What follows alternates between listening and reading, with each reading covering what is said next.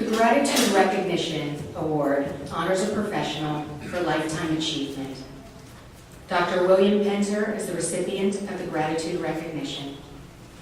Before I get started, I have to tell you to hold on to your seats because somebody felt that this gifted clinician was worthy of an award, and I have to say that I received 22 nominations.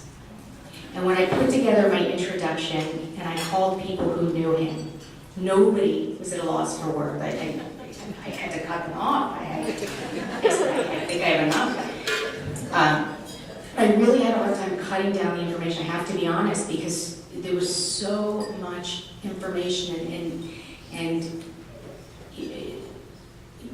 I could have read you 12 pages today and it still would not have summed up all of the work, the wonderful work that Dr. Bill Penzer has done. So if you could please be patient, I'm going to read his introduction, and I'm telling you, it'll definitely be worth the wait.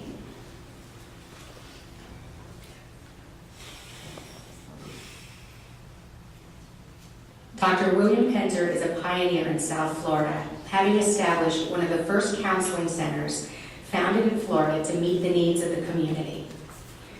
Dr. Penzer started the first sliding scale counseling center in 1976 and has since served this community for almost 40 years. He is the people's advocate. He has helped countless numbers of patients cope and overcome grave issues for which they remain grateful till today. Additionally, Dr. Penzer has mentored and continues to mentor many in the field, and his passion for mental health has been passed down to the many young therapists who he has impacted. Dr. Penzer believes that as heart and soul, clinicians are to never give up on clients. He is known to go above and beyond to provide pro bono services to those in need through his practice. He has been the leader of a group of therapists who meet regularly to provide clinical services to Broward County residents, which include home visits, office visits, and phone therapy for many clients with diverse needs. He has written several books and most recently began a crusade to do his part in providing support to individuals fighting cancer, as well as their caregivers, by way of counseling and publishing books and workbooks to benefit those living in or passing through what he calls Cancerville. In addition to his books, Dr. Penzer has been the author of a free internet blog that has been instrumental in keeping the public encouraged during the financial downturn. For almost 40 years, Dr. Penzer has served as a dedicated, tireless advocate for others. A consistent theme throughout much of his work has been how Dr. Penzer's passion and enthusiasm for helping others has extended far beyond his practice and benefited entire communities. One of Dr. Penzer's lesser-known passions is that of working with the JM Family Enterprise Youth Rehabilitation Program. Is it pronounced YATC? YATC? YATC stands for Youth Automotive Training Center. At YATC, students are given a second chance at life and offered an opportunity to gain certification in auto mechanic repair, among other things. Since YATC's inception, Dr. Penzer has offered counseling and coaching to the at-risk population at YATC for the pure delight of knowing that he has had a positive impact on the lives of those young men. Over the years, Dr. Penzer has provided additional psychological support and resources to the program by creating a team of degreed clinicians which provide each student with even more personalized psychological support. Additionally, Dr. Penzer has been a leading organizer and fundraiser for the American Cancer Society, raising the third highest rate of funds with his team this past year in memory of a doctor who died from cancer. He has also been an advocate for the Broward County Mental Health Association, raising funds to make their center more visible with a sign, and also providing workshops to their staff and to the general community. And if that isn't enough, Dr. Penzer volunteers his time and services to the Alzheimer's community. And here's what a few, or actually many people who know Dr. Penzer had to say. Dr. Penzer has been mentoring me as I go through the master's program at Nova Southeastern University. He has supported me through the whole program and taught me that humility is essential to becoming a therapist. From him, I learned that to know my own faults and weaknesses is important in order for me to help others discover theirs. He's shown me that I have nothing to be ashamed of and to fill my pride bank often. He's given me unconditional support and insight throughout my career as a student, and I am forever grateful for his kind words of encouragement and wisdom. Another person says, Dr. Penzer has shown great empathy and support to the cancer community by opening up with his daughter's personal battle with cancer and sharing his pain and struggles with the other family members coping with cancer. He is not only brave to do so, but a very generous person who shares his personal life in hopes of helping others. Another person says, Dr. Penzer has helped thousands of people, including my family members, to stop the glop, pat yourself on the back, and fill your pride bank. Just a few of my favorite phrases from his lectures. A client says, I myself have been a recipient of Dr. Penzer's generosity many times over. For me, his compassion has been above and beyond. I receive low-cost counseling sessions. I have been a part of one of his support groups. I became a part of his Relay for Life team. He has given me his books, which I am grateful for. I can't even begin to tell you how fortunate I am for Dr. Penzer. I would be able to write a book. On a personal note, somebody says, I have found Dr. Penzer to have a kind soul, very giving and caring, always looking to provide a path to heal, improve, and ease the burden of a tough journey.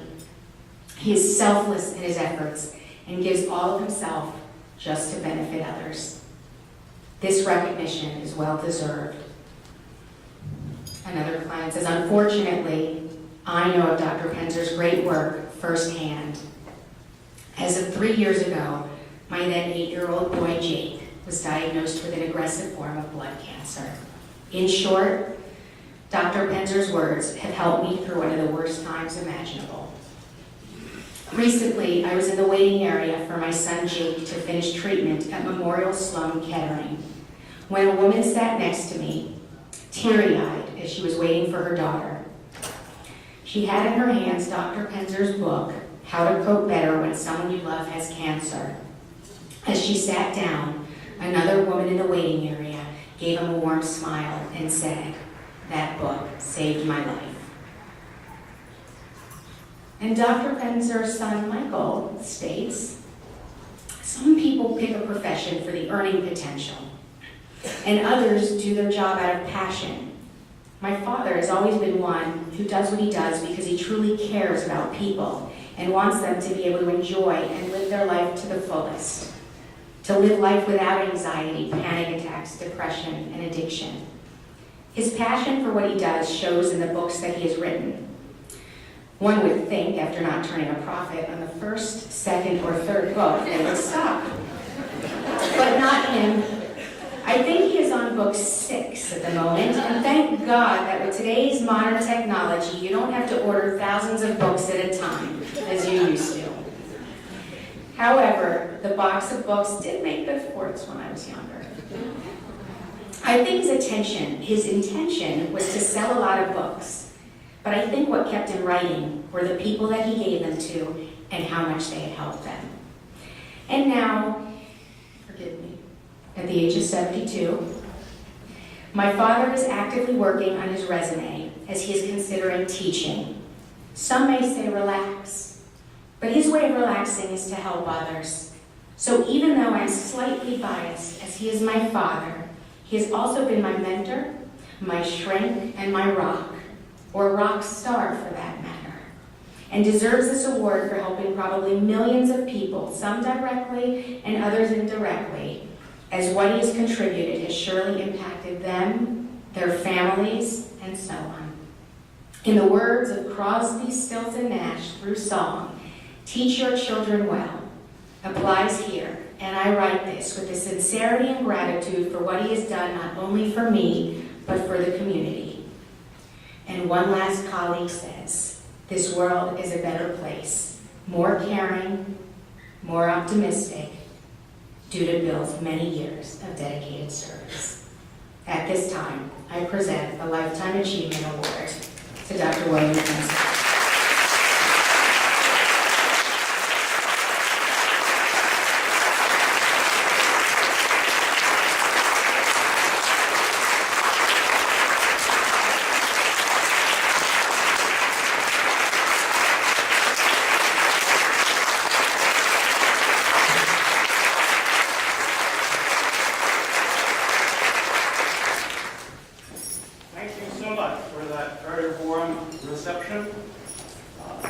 I just had the thought that what a delight it is to be able to hear one's eulogy while still alive.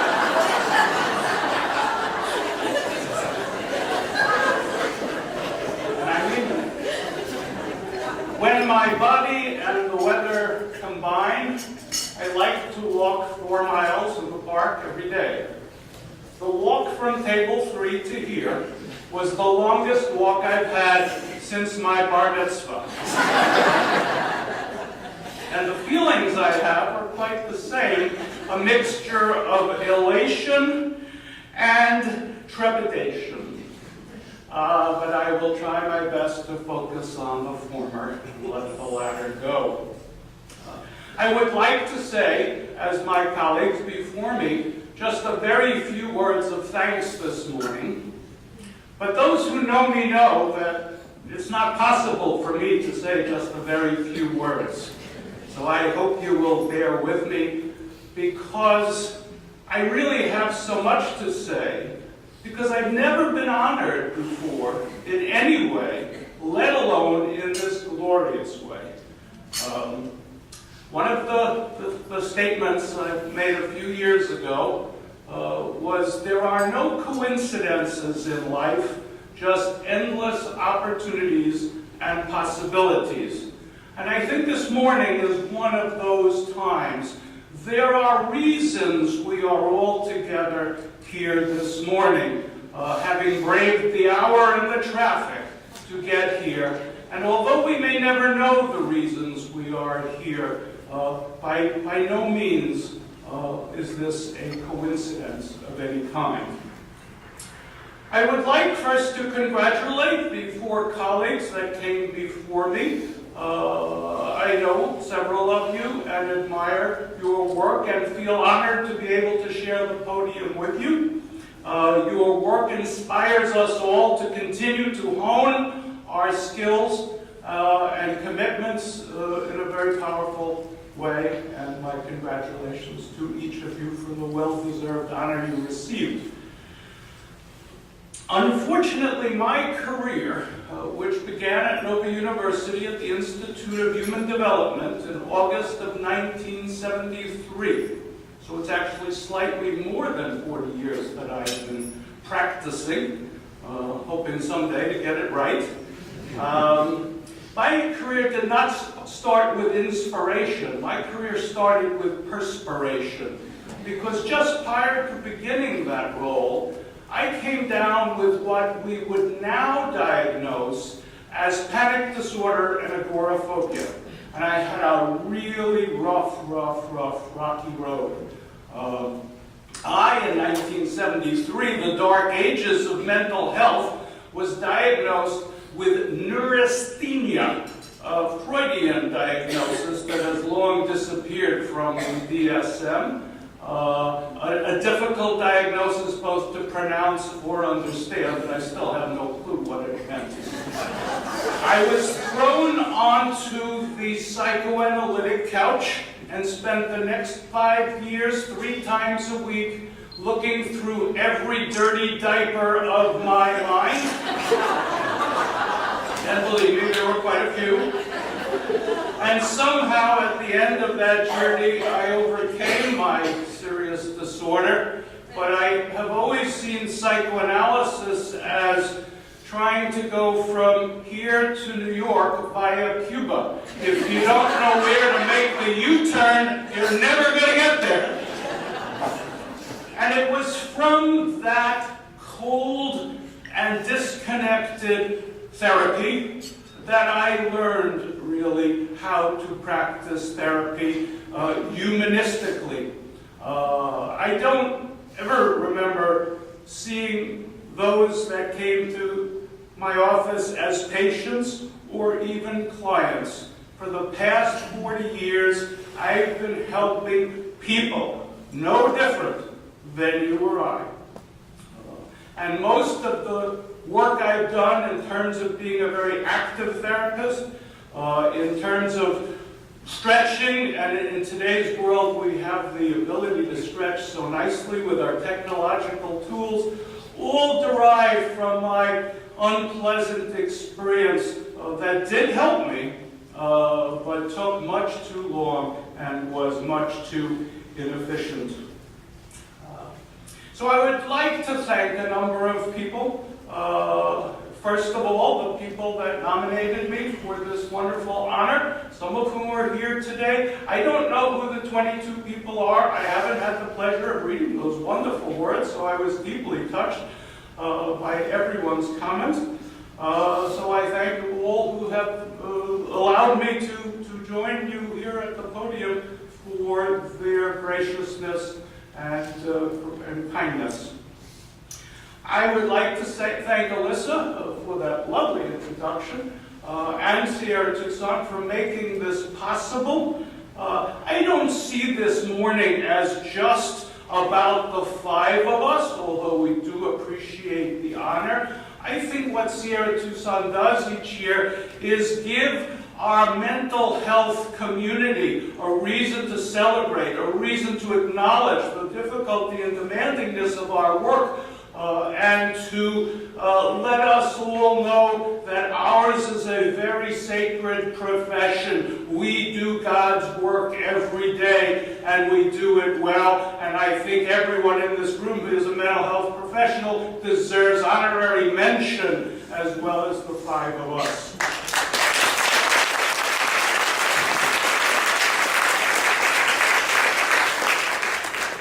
I love Sierra Tucson, and I loved it before they gave me this wonderful award. I've been to the mountain. Several years ago, I was invited there for a professional weekend. If you ever get the opportunity, grab it. It is the mecca of mental health. And I was blown away by the people-centric professionals, the state-of-the-art technology, the beautiful ski lodge-like facility, and all that makes it the preeminent mental health facility, not only in the country, but in the world. And I remember vividly on Sunday night at the dinner, the concluding dinner, we each had to stand up and give our feedback as to our experience. And there I was far more efficient in my words than I'm being this morning. But I stood up and I simply said, I'm blown away by this place. I want to come back, first as a patient and then as a therapist. And I still harbor that fantasy. I want to thank the thousands of people in this community who entrusted me with their minds. This is a very special trust that cannot be betrayed, that should not be betrayed, as you know. And I just want to thank those unnamed souls for reaching out to me at a time of need, and for the most part receiving the support and the help and assistance that they needed at that moment. We work in the spontaneous moment. There's no script, there's no dress rehearsal. We don't get a call the day before from people saying what they're coming to talk to us about. And it's a very demanding and challenging work to find the right words in that spontaneous moment. And I thank those people who have allowed me to do just that. I would also like to thank the people who came in my support. Some of them are my colleagues, some of them are my friends, and I appreciate their being willing to get up at this ungodly hour to be part of this wonderful breakfast. Last, but really first, I want to thank my wife, Ronnie, for her enduring and endless support of me, her guidance, her help, her editing of my writings. And as we all know, the rooster crows, but it's the hen who delivers the goods. Which is a great line to lay down in a room filled with women, especially women, I have to say. Not only has she been there as my help and my support and my love, but she has tolerated the warped wires that are crossed in my brain that has caused me to follow a work ethic that makes little sense, but has allowed me to accomplish all that Alyssa was sharing with you.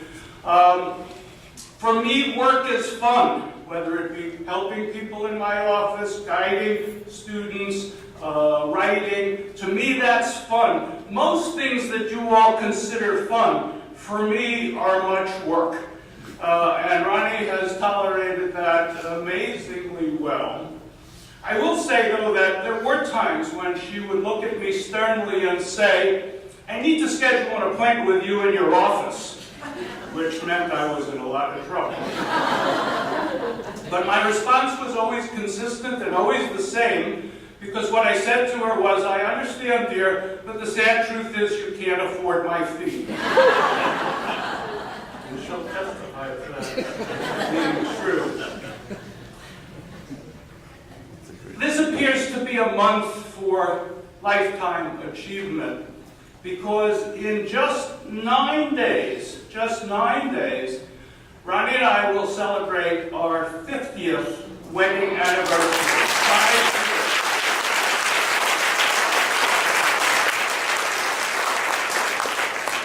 Thank you. And I see some of you beginning to do the math in your head. Factor in, please, that I was 9 and she was 7 when we eloped.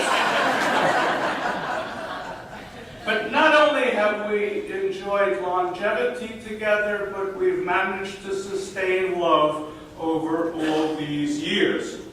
And more than ever as we age, we have each other's back every single day.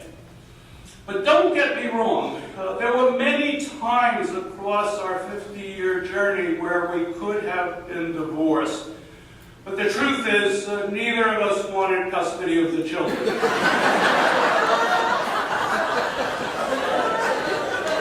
Please don't share that with my son Mike, who wrote that beautiful letter of support. But talking about love, I have always loved helping people. Robert Mondavi was known to say, "If you love what you do for a living, you'll never work another day in your life." And I feel very blessed to have had that opportunity, which is why I don't choose to retire, because if you've never worked, there's nothing to retire from. And by way of summary, my goal in coming up here this morning was not only to thank all of the appropriate people, but to give you a sampling, a taste, if you will, of how I work. I am able, fortunately, to blend the serious business of our work with the silliness that I've demonstrated here today. Because I feel that laughter is one of the most powerful healing forces that is available to us. And I've often kibitzed and said to people, I may not be able to cure you, but I will send you out of my office with a smile on your face. And I hope I've been able to do that this morning. So I thank you once again for all of the generosity that has been demonstrated this morning. I hope you have a rest of day and weekend as glorious as this morning has been for all of us. I hope your holidays are wondrous, and I hope the new year brings health and fulfillment in all zones of your life. God bless us all, for we all deserve to be among the blessed. Thank you very much.